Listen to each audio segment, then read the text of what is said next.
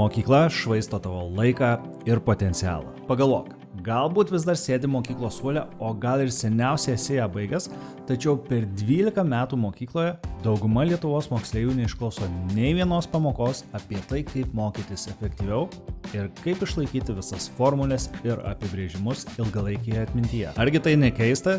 12 metų mokykloje 0 pamokų apie tai, kaip mokytis. Pirmoje klasėje tu sužinojai, ką reikia mokytis – skaityti, rašyti, skaičiuoti ir panašiai. Ir kaip to bus mokomas. Kartojant. Kiekvienais metais mokomųjų disciplinų krūvis auga. Ilgainiui atsiranda ir naujų, kuriuose taip pat tikimasi, kad mokysiesi 10-tukais.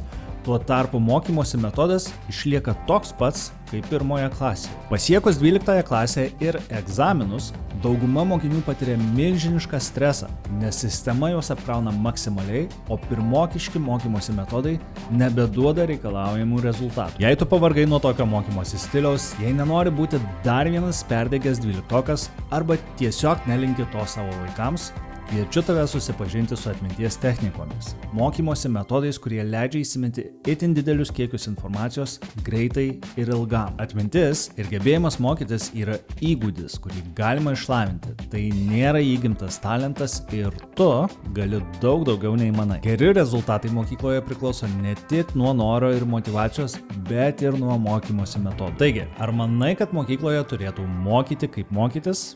Parašyk komentaruose ir pasidalink, kas tau sekasi sunkiausiai. Matematika, kalbos, istorija.